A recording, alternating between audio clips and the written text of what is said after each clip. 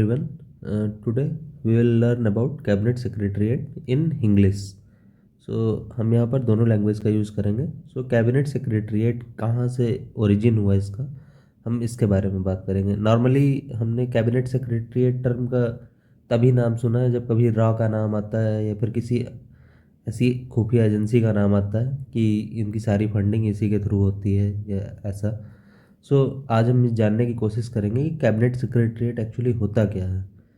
सो और इसकी ओरिजिन कहाँ से हुई। इन स्टार्टिंग जैसे कि हम सब लोग जानते हैं, जब अंग्रेज़ों का यहाँ पे शासन था तो उस टाइम क्या हो करता था कि गवर्नर जनरल एक होते थे और उनकी एक काउंसिल होती थी। ओके। सो यहाँ पे कोई पोर्टफोलियो सिस्टम नहीं हुआ करता था। पोर्टफोलियो से हमारा मतलब है कि अलग अलग मिनिस्ट्रीज़ या अलग अलग डिपार्टमेंट का कंट्रोल अलग अलग लोगों के हाथों में नहीं हुआ करता था, जबकि सारा कंट्रोल एक तरीके से गवर्नर जनरल के ही पास हुआ करता था। एक्चुअली अब क्या हुआ कि धीरे धीरे करके कॉम्प्लेक्सिटी जो थी वो गवर्नेंस में इंक्रीज़ हो रही थी।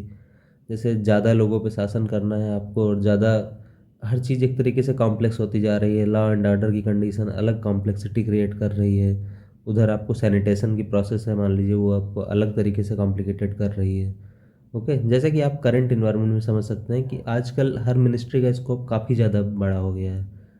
जैसे आप ये सोचें कि केवल प्राइम मिनिस्टर अगर सारे उस पर कंट्रोल रख सकते हैं तो ऐसा बिल्कुल पॉसिबल नहीं हो सकता, क्योंकि इतना ज़्यादा कॉम्प्लेक्सिटी है इन सब चीज़ों में। ओके। ऐसा ही उस टाइम पे भी हुआ कि जब कॉम्प्लेक्सिटी अराइज होने लगी तो क्या हुआ कि इंडिविजुअल मेंबर्स को कुछ कुछ चीज़ें दी गई। ओके। तो इन्हीं को पोर्टफोलियो कहा गया। ठीक है। लेकिन अभी भी जो काफ़ी इंपॉर्टेंट चीज़ें हुआ करती थी वो गवर्नर जनरल या गवर्नर जनरल की काउंसिल यही डील किया करते थे। ओके। इससे पहले एक्चुअली होता क्या था कि गवर्नर जनरल की काउंसिल जो होती थी तो वो एक तरीके से केवल सहायक भूमिका में होती थी, ना कि वो किसी मेन भूमिका में। मतलब कि काउंसिल खुद कोई डिसीजन ऐसा मतलब इम्प्लीमेंट नहीं करवा सकती थी, वो फाइनली गवर्नर जनरल के थ्रू ही वो इम्प्लीमेंट करवाया जा सकता था। एक्चुअली क्या हुआ कि इस जो पोर्टफोलियो सिस्टम था तो इसको ये जो पोर्टफोलियो सिस्टम अभी हम लोगों ने यहाँ पे देखा तो इसको लीगलाइज कर दिया गया लॉर्ड कैनिंग के द्वारा। और ये किस एक्ट के द्वारा? Councils act of 1861। ठीक है। तो यहाँ से पोर्टफोलियो सिस्टम का एक तरीके से ओरिजिन होता है और यहीं से executive council of governor general का इंसेप्शन होता है। ओके। एग्जीक्यूटिव काउंसिल, अब यहाँ पर एग्जीक्यूटिव जो वर्ड है ये काफ़ी इंपॉर्टेंट है, क्योंकि काउंसिल पहले भी थी लेकिन अभी ये एग्जीक्यूटिव हो गई है। मतलब कि ये एक कार्यकारी, एक किसी काम को एक अंजाम दे सकती है, एक ऐसी काउंसिल है। ओके। अगर कोई पोर्टफोलियो, अगर इनको जो अलग अलग मेंबर हैं इस काउंसिल के, अगर उनको अलग अलग पोर्टफोलियो दिए गए हैं तो अब वो अलग अलग चीज़ों को एग्जीक्यूट कर सकते हैं। फाइनली वो उन चीज़ों को इम्प्लीमेंट करवा सकते हैं। ओके। अब गवर्नर जनरल इन काउंसिल जो थी वो executive council of governor general में बदल गई। और किस वजह से? क्योंकि इसको एग्जीक्यूटिव पावर मिल गए थे। ओके। अब क्या हुआ करता था कि जो एग्जीक्यूटिव काउंसिल जब ये बन गई तो इसको हेड कौन करता था? क्योंकि अभी इसमें एग्जीक्यूटिव पावर आ गए थे। इसमें क्या होता था कि इसको वायसराय के जो प्राइवेट सेक्रेटरी थे वो हेड किया करते थे। क्या होता था कि जो इनके प्राइवेट सेक्रेटरी थे वायसराय के, तो वो एक्चुअली इसको डील किया करते थे। Okay. Executive council of governor general जो थी इसको हेड करते थे। लेकिन ख़ास बात ये होती थी कि ये जो प्राइवेट सेक्रेटरी टू वायसराय होते थे ये काउंसिल की मीटिंग में नहीं जाते थे। ओके। तो ये काउंसिल की मीटिंग में नहीं जाते थे, लेकिन ये एग्जीक्यूटिव काउंसिल की जो मीटिंग होती थी ये उसमें जाते थे। लेकिन क्या हुआ कि लॉर्ड वेलिंगटन जो थे इन्होंने काउंसिल की मीटिंग में भी और एग्जीक्यूटिव काउंसिल की मीटिंग में भी दोनों में इनको ले जाना स्टार्ट कर दिया। ओके। अब 1935 तक ये लॉर्ड वेलिंगटन वाला प्रोसेस ये चला। और अभी क्या हो गया कि वायसराय के जो प्राइवेट सेक्रेटरी थे इनको एक तरीके से समझ लीजिए कि इनको यहाँ पर बैठाने का, वायसराय के जो प्राइवेट सेक्रेटरी थे इनको एग्जीक्यूटिव काउंसिल के साथ साथ गवर्नर जनरल की काउंसिल में भी बैठने के लिए इनको एक एडिशनल डेजिग्नेशन दे दिया गया, secretary to executive council. Okay. अभी क्या हो गया कि ये एग्जीक्यूटिव काउंसिल के भी सेक्रेटरी हो गए। वायसराय के प्राइवेट सेक्रेटरी होने के साथ साथ अभी ये एग्जीक्यूटिव काउंसिल के भी प्राइवेट सेक्रेटरी हो गए। ठीक है। तो अभी जब 1946 में हमारी इंटरिम गवर्नमेंट बनती है तो इसका नाम बदल के एग्जीक्यूटिव काउंसिल के सेक्रेटरीट जो था इसका थोड़ा सा नाम बदल दिया गया। इसमें मोस्टली पावर वही सारी सेम पहले वाली ही थी और इसका नाम रख दिया गया कैबिनेट सेक्रेटरीट। ओके तो थोड़े चेंज भी आए एक्चुअली इसमें, कि जैसे इसमें ये हो गया कि पहले ये केवल एक पेपर वर्क ही मोस्टली करती थी। सो अभी इसमें क्या हुआ कि इसमें कुछ फंक्शनल रोल भी आ गए हैं और कुछ सामंजस्य बैठाने वाले यानी लाइजनिंग के जो बिटवीन मिनिस्ट्रीज़ के थे इसका इसके पास पावर आ गया। अब जिस फॉर्म में हम एक्चुअली कैबिनेट सेक्रेटरीट को अभी देखते हैं ये फॉर्म काफ़ी ज़्यादा रिफाइनमेंट के बाद आया है या काफ़ी प्रोसेसों के बाद आया है।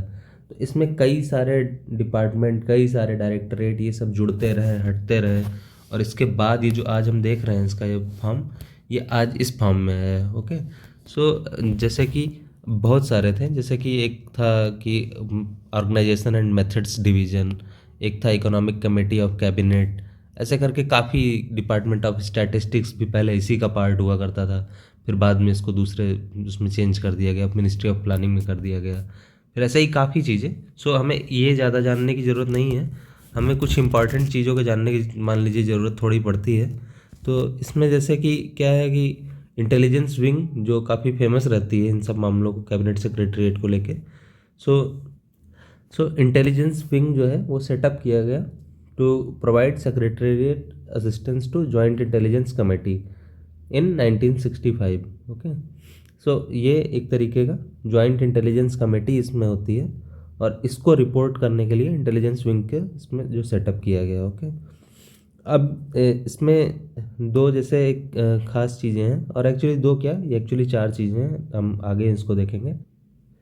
कैबिनेट सेक्रेटरीट के बारे में अब यहाँ पर कुछ फैक्ट है, जैसे कि ये directly under control of PM होता है। इसको जो डायरेक्टली हेड करते हैं वो प्राइम मिनिस्टर करते हैं, और इसके जो एडमिनिस्ट्रेटिव हेड होते हैं मतलब जो डे टू डे इसका टास्क देखते हैं, तो ये सारी चीज़ें करते हैं ऑफिशियल चीज़ें, एडमिनिस्ट्रेटिव हेड वो होते हैं cabinet secretary. Okay so cabinet secretary का एक खास भी पोस्ट मतलब होता है कि ये एक्स ऑफिसियो चेयरमैन भी होते हैं सिविल सर्विसेज बोर्ड के, जो कि सिविल सर्विसेज में प्रमोशन, रिक्रूटमेंट और इन सब चीज़ों के लिए, काफ़ी चीज़ों के लिए रिकमेंडेशन करता है।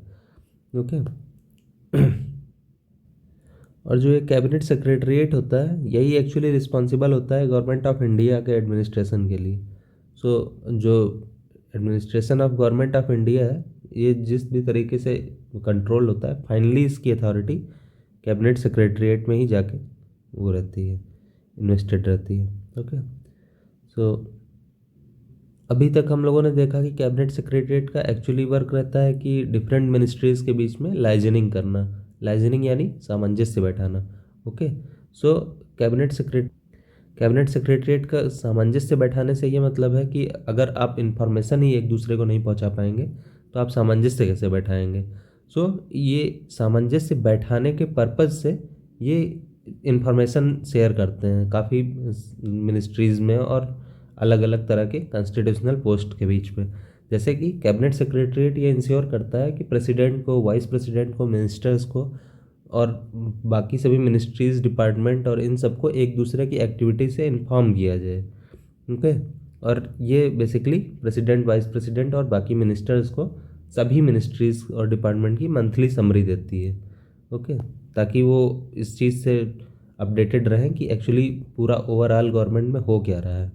और इसका एक और मेजर काम है कि अगर कोई मेजर क्राइसिस आती है, जैसे कोरोना हो गया, कोई वार की कंडीशन हो गई या फिर कुछ भी ऐसा जो मेजर क्राइसिस के तौर पे है, तो इसका मैनेजमेंट भी कैबिनेट सेक्रेटरीट ही करता है।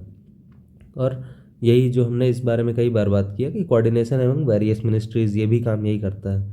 और support to cabinet committees, so there are many cabinet committees जिनको ये सपोर्ट करता है। ठीक है, अब ये मॉनिटरिंग भी करता है डिफरेंट चीज़ों की, अभी हम ये देखेंगे इसको आगे कि क्या होता है।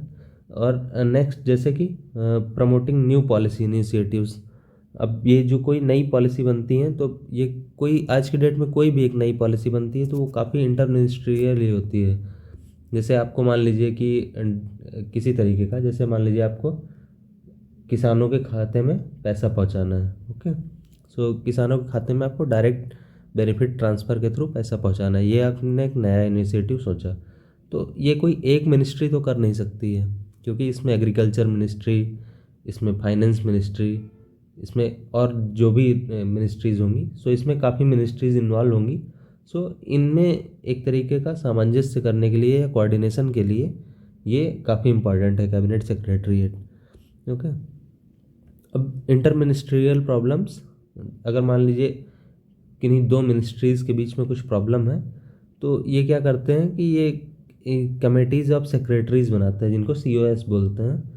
तो उसमें दोनों मिनिस्ट्रीज़ के, मान लीजिए दो मिनिस्ट्रीज़ के बीच में वो स्ट्रगल है या उनके बीच में प्रॉब्लम है, तो उन दोनों के सेक्रेटरीज़ को रखा जाएगा। और कैबिनेट सेक्रेटरी ये डिसाइड और भी खुद से भी कर सकते हैं कि और कौन से सेक्रेटरी हैं जिनको इसमें रखा जा सकता है, ताकि ये प्रॉब्लम रिजॉल्व हो जाए। ठीक है, तो ये कॉन्स्टिट्यूट की जाती है for discussing specific matters. Okay, ठीक है। तो इसको कौन हेड करता है, इसके चेयरमैन कौन होते हैं, कैबिनेट सेक्रेटरी होते हैं।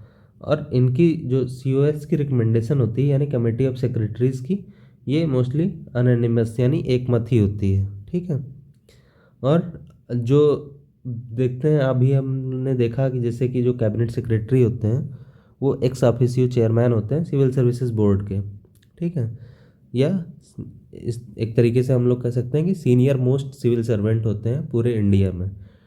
तो जो सारे सेक्रेटरी हैं वो, जो कैबिनेट सेक्रेटरी हैं, इनको इन्फॉर्म रखते हैं हमेशा कि क्या डेवलपमेंट हो रहा है। और एक्चुअली और टाइम टू टाइम ये तो बताते हैं कि रेगुलरली क्या हो रहा है, लेकिन अगर कोई भी स्पेशल केस आता है जहाँ पर डिपार्चर होता है एक सेट रूल्स से, तो वहाँ पर भी ये लोग इन्फॉर्म करते हैं कैबिनेट सेक्रेटरी को। अब अभी की डेट में, यानी कि 2020 में, 2020 2020 नहीं है, अभी 2022 है। Okay, sorry. तो अभी के टाइम पे इसमें कुछ अटैच्ड ऑफिस हैं। तो जैसे कि एक डायरेक्टरेट ऑफ पब्लिक ग्रीवेंसेस हो गया, तो ये क्या करता है कि ये पब्लिक के ग्रीवेंसेस को डील करता है। ठीक है, कोई भी आपको शिकायत है तो आप इसमें दे सकते हैं, एक लिखित तौर पे या फिर ऑनलाइन या फिर जैसे भी। और दूसरा है जैसे कि national authority chemical weapon convention. सो केमिकल वेपन जो कन्वेंशन है, इसके लिए जो एक नेशनल अथॉरिटी है, मतलब यही सारा डील करती है पूरा इंटरनेशनल लेवल पे, कि यहाँ पे केमिकल वेपन्स के तौर पे तो कुछ नहीं हो रहा है, या फिर अगर हमें कोई दिक्कत है कि कोई दूसरा देश ऐसा कुछ कर रहा है, तो यही एक्चुअली ये कमेटी जो है, ये जो नेशनल अथॉरिटी है, यही ये सारे डिस्कशन हमारे लिए करती है। ठीक है। अब इसमें तीसरा है office of principal scientific adviser. ठीक है। और चौथा है, जैसे अभी हम लोगों ने बात किया था, कि डायरेक्ट बेनिफिट ट्रांसफर मिशन। सो इस तरीके से कैबिनेट सेक्रेटरीट एक काफ़ी इम्पॉर्टेंट ऑर्गेनाइजेशन है हमारे लिए। और ये बेसिकली एक तरीके से लाइजनिंग का काम करती है, कोऑर्डिनेशन का काम करती है, किसी भी तरीके का कॉन्फ्लिक्ट ना अराइज हो इसके लिए काम करती है। और गवर्नमेंट ऑफ इंडिया का एडमिनिस्ट्रेशन, उसका बिजनेस, उसका कंडक्ट एक सेट रूल्स के हिसाब से चलता रहे, इसके लिए काम करती है। ठीक है।